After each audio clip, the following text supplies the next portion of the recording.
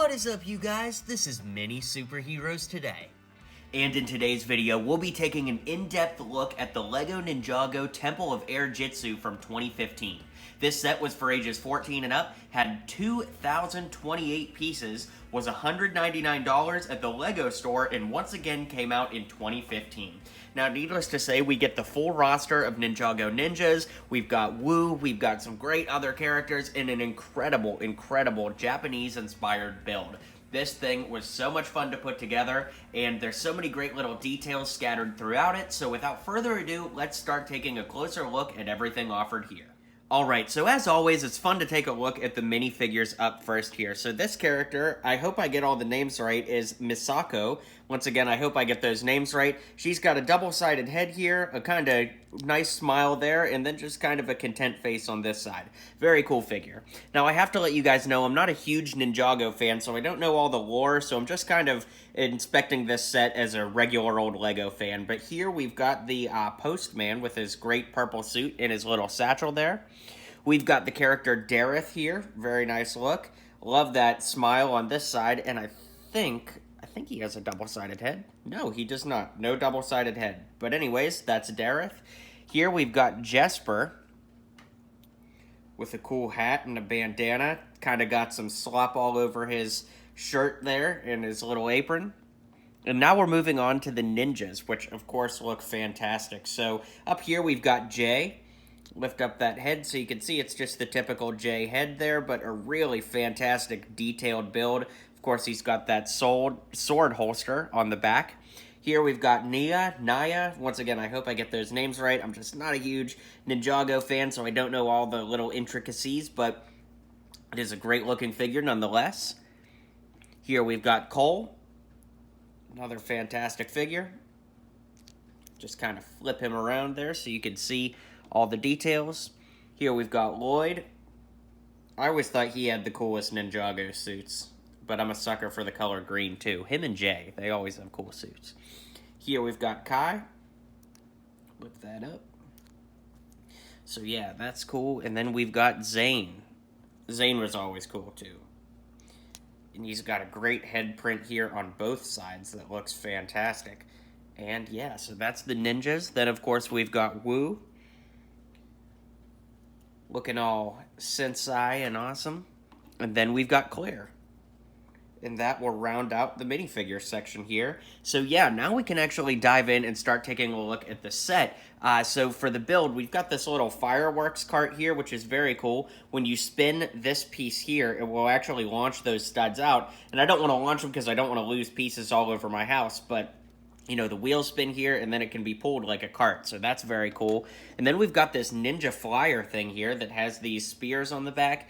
Basically how it works is you could just put your ninja like this and hold it, and then they could kind of fly through the air like that. So that's a cool little accessory too. And now we can get a little closer and look at the build of this set. So since I told you guys I like the character Lloyd, he's going to be my guinea pig and scale reference here. Now, one thing I want to point out is how neat the architecture of this is, right? So you can see we've got three main buildings. We've got this blue little forgery here, we've got a little marketplace over here, and then of course the main temple itself here, but they all interconnect. So there's this bridge up front here that actually just sits there. It just lifts out, and unfortunately one of the arc pieces was missing. I bought this in a lot of stuff and I just can't find that piece, but the bridge build itself is very cool, definitely, especially with those little dragons at the bottom there. But you can see that there's these little water pieces here, or really just kind of like triangled edges that make it look like water, but everything comes apart because there's these little Technic pins here. So these Technic pins here go into the ones of the main base of the temple there, and that's true for both sides. So it's kind of cool that if you wanted these to be standalone buildings, they come apart and you could just play with the individual buildings, or they could all go together for one big display. But in any case, we've got this forgery here. Well, you know, a forge, probably the better word for it. Forgery means it's fake, and there's nothing fake about this. We're not talking Lepin here. Anyways, we've got a stickered flag here. We've got some stickers. Well, just a sticker on that front door, which opens inward. You can see here on the side what we're looking at. And then when you flip it around, there's actually a lot of play feature space here. So I really like the build of this fireplace for the forgery here.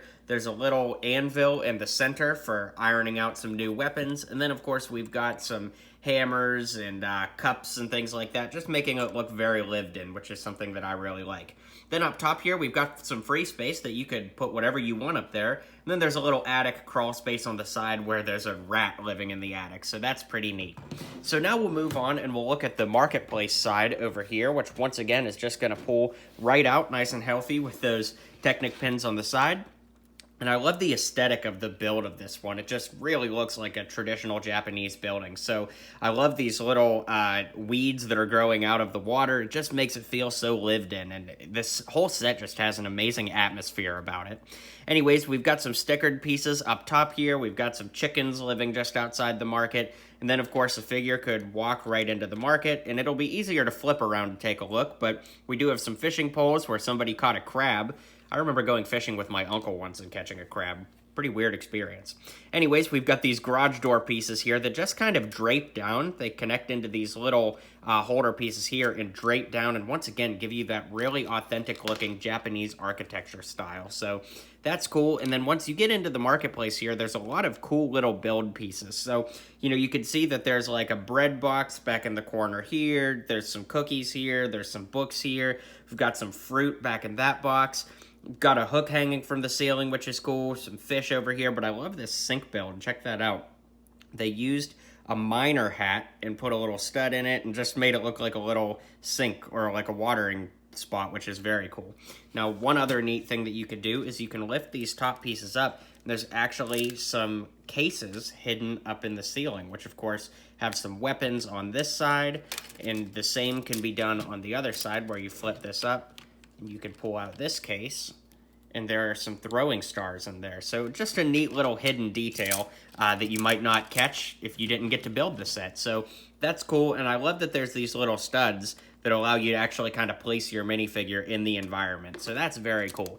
Now, I absolutely love these exterior builds. They look fantastic, like I said. Very authentic Japanese architecture, which brings us to the front of the temple here, which is really just a fantastic build.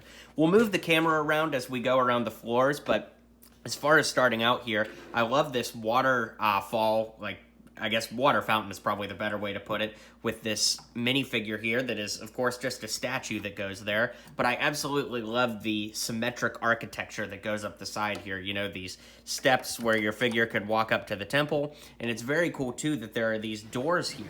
So these are just on, like, a window piece. But if you look, if we zoom in here, you can see that we've got these little sliding areas, and the doors actually slide open to give you access to the inside. And the same is true for both sides of this. So that's very, very cool. And once again, I just love the architecture of this set. You know, the scenery that we have around the bottom here. We've got these nice little signs hanging with stickers, of course. I love these archways. There's just so many great little minute things that, you know, you really have to take a closer look to get into. But we're going to start by looking off at the basement, actually. And I don't know if it's actually necessarily considered a basement, but for the sake of this review, we're going to call it a basement. So I'm going to move the camera down here so that we could get a little bit closer. And you can see here that there's a little crank, and that's very cool. But you can see that this door piece also is kind of hanging out. So what happens is when you push that door piece in, we get a light up spot here. And then when you move the crank, you can see that there's like a little shadow show that goes on. I'm trying to get that to show, but you can see I'm moving the crank with this hand and holding it in. And it moves a little shadow show behind. So it's literally like a Lego puppet shadow. It's very, very cool, and something that's just absolutely amazing that blew me away with this set. Once again, not being a huge Ninjago fan, I'm not sure what the context of that is, but it does look very cool. Now, moving up here, we're going to take a look at the first floor of this temple, which of course gives us this little tray with some salad or something and a little teapot there. So it's really cool that our ninjas could sit around and maybe meditate or talk about some battle plans or things like that, and that's very cool.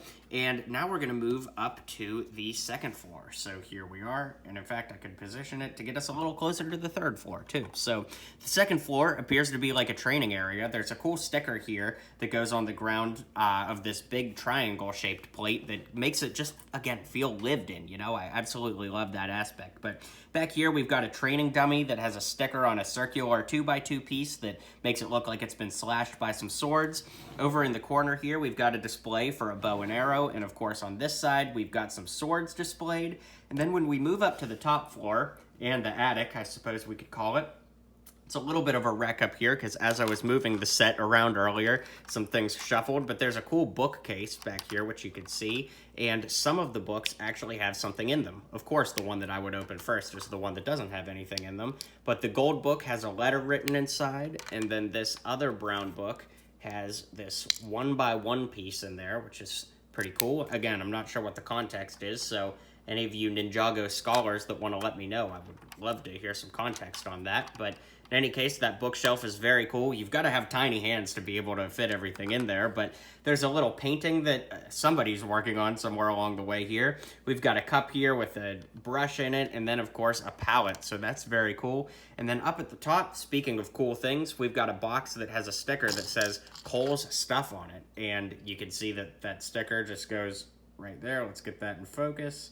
There we go, Cole's Stuff, hands off. And then you can open it up, and there's a camera inside and a brush. So once again, I'm curious to hear from you Ninjago scholars what that might be pertaining to, but in any case, that's pretty cool. But we do have to talk about the architecture of this thing. So as we flip it around, I love these Japanese style roofing pieces. The way that the roofs arc up like this, they're built in a really innovative way. In fact, I could probably take one out and show you here that you can actually move these down, but of course they won't fit in the set unless you position them exactly the way that the instructions tell you. But it is very cool that by the time you actually plug it into the set itself, it just gives it this great atmospheric look. I know I've said that word several times in this review, but this set is just so atmospheric. It's just an amazing set. And then, of course, we need to talk about the roof here, which if I could get some more height on my stand, how about if I just move the camera? That works just as well.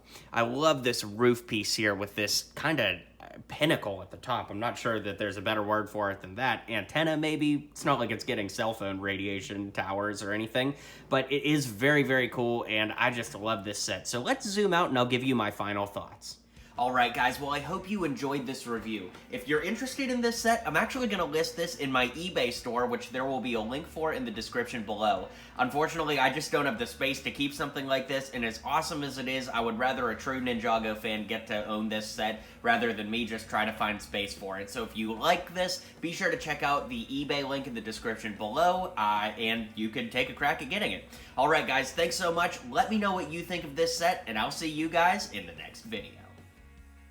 If you liked what you saw and you liked what you heard, feel free to click that subscribe button for more LEGO content coming in the near future. So, thanks for tuning in to today's video, and until next time, build on.